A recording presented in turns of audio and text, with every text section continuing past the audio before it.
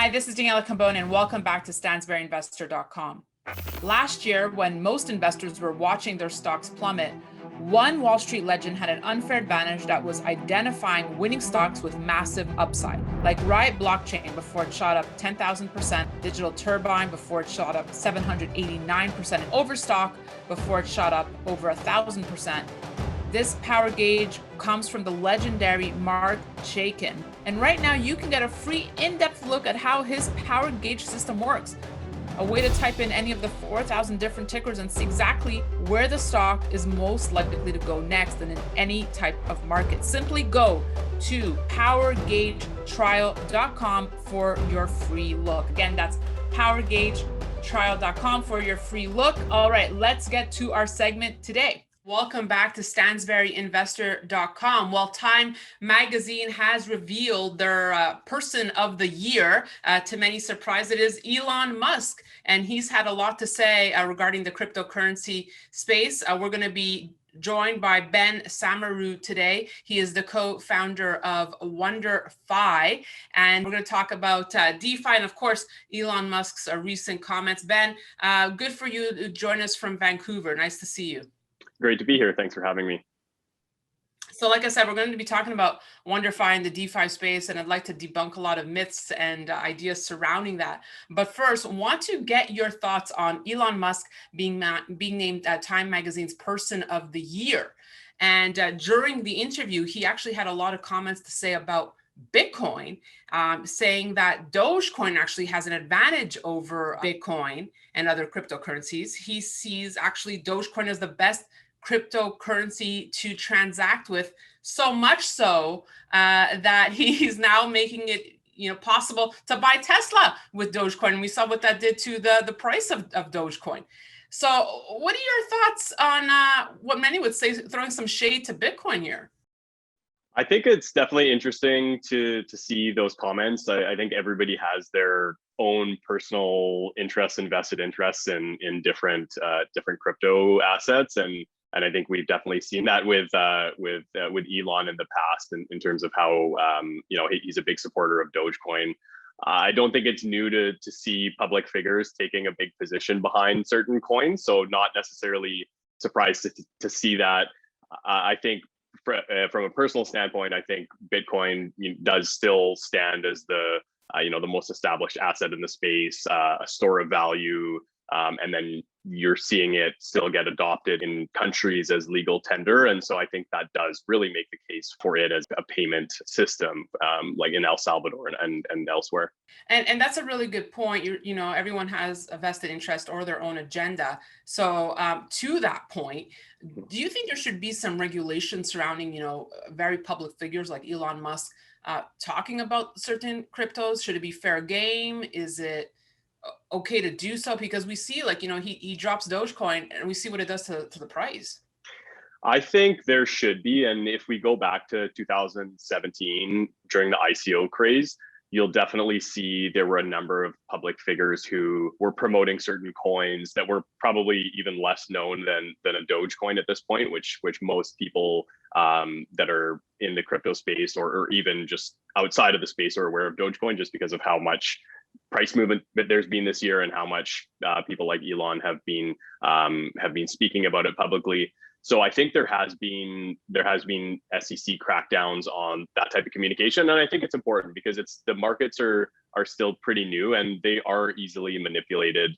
And now is more than ever, social media is so tied in with financial markets, whether that's crypto or the traditional stock market, like we've seen with GameStop and AMC, et cetera. So I do think that there should be some oversight and regulation of that, because we see what happens with just a tweet. Exactly. And I think probably the most surprising statement, Ben, from Elon, because when we think Elon Musk, obviously he is one of the greatest visionaries of our time. He thinks and lives in the future. That he said he doesn't think, as great as he thinks cryptocurrencies are and how fascinated he is by the space, he actually doesn't think cryptocurrencies will overtake fiat currency one day. Were you surprised that he said that? I was. It's an interesting comment. I think there's definitely arguments both ways. I think obviously the main advantage of something like Bitcoin is that you have a limited supply and it's not subject to continuous dilution, which you would have with sovereign currencies, and that is what leads into inflation and why people see Bitcoin as such a valuable asset and a store of value, and really as a hedge against inflation. So I think, I do see that there's space for both approaches going forward. I think that, maybe that's sort of what he's getting at, is to say this isn't something that's going to go from 0 to 1 where we don't have traditional currencies anymore. Probably some sort of a hybrid system where there are so many different currencies and nations across the world, and everybody has different priorities. So I think that's probably more where he's going with that comment. Let's talk the DeFi space now. You are the co-founder, like I said, at the start of WonderFi, ticker symbol LNDR on the Neo exchange. Kevin O'Leary is involved in the company as well. He's a good friend of our show here. Let's talk the DeFi space, okay? Because I feel from my audience, there's a lot of misconception about what DeFi is. Some people picture a bunch of coders working from their basement. But how does it relate to cryptocurrencies? And I want to talk with you also about how one can expose themselves to the DeFi space. So first, why do we need DeFi? Mm-hmm. Why does DeFi matter? I think that's the best place to start. And we, especially people that are in the crypto and the DeFi space, usually start so many layers beyond that, and it's really it becomes difficult to understand what people are talking about, basically, if you don't have the exposure. So basically what DeFi is it's a new financial system, and it presents an opportunity for a faster, cheaper, and easier way to do finance. So if you take a step back, when you are in the current financial system, there are intermediaries and centralized institutions that are really the gatekeepers for products that you can access, whether that's a savings account or investment products or credit products.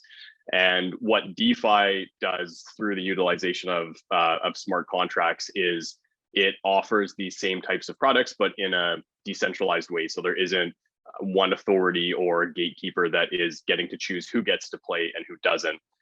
So that's a really important starting point, because that underlies all of the passion that's behind this and why there is such great adoption, not just in North America, but in a lot of developing countries, because there are people that don't have that equal access to finance, and so the playing field really is not level.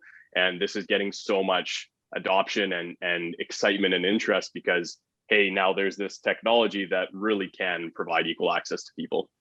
Right. So it basically allows it to become, universally a benefit for all. Exactly. So it's banking for those that don't have a bank account. It's credit for those who can't get a credit score, et cetera. Is it correct to say there's no real infrastructure in compliance in DeFi right now? And is that where WonderFi fits in? There is compliance that's being built in the space, and that's definitely something that we're focused on as well. Is it's nascent, the technology is very new, and there's a lot of experimentation going on, but there also are a lot of protocols and functions within DeFi that have millions and millions and millions of dollars of transaction volume going through them, and that are getting that that testing and auditing done. And so as we start to see them mature, which has happened a lot over the last year, there are compliance infrastructures coming into place, and it's making it more accessible and really digestible for your average person. Because what we've seen to date is it's really the people you described in their basements, sort of crypto traders and experts that have been in the space for a long time that have been using this technology. And I think what we're seeing in terms of an opportunity is to sort of simplify and cover off compliance to make it so your average person can access this. Talk to me about Ethereum. Let's help educate the folks at home. When we talk DeFi, it goes hand in hand with Ethereum. Why not Bitcoin? Is it because of the DNA of Ethereum? Yeah, it's because of the DNA. Ethereum's the basis of Ethereum is smart contracts, which can be used for a bunch of different things. So that's basically just, to simplify it, it's think of a legal contract, but in code. And so you can set certain parameters, and then once that smart contract's deployed, those pieces of the code become law. And so you can create financial products on there, or you can create a whole host of different things. But Ethereum has become the home for DeFi and financial products, and that's become the biggest application on Ethereum. Got it. Now, I just want to say, when we started 2021, basically there was so much buzz around DeFi, and of course we've seen, the folks like obviously Kevin O'Leary, Mark Cuban, all embracing talking DeFi. But it, from my sources, we're in a winter phase of DeFi now. Now, is that just a seasonal, natural period for DeFi? Because basically, as of December 12th, the aggregate value locked in DeFi slipped to 85 billion. So what's going on here? Yeah, I think if we look back to the growth of DeFi from the start of the year, we started at around 25 billion. And you're right, the peak of this year was around 110 billion, and now we've dropped significantly down from there. I think we're hovering around sort of 95, 96, but still significant growth over the year. And there's naturally going to be these pullbacks, which just is true of any market, really.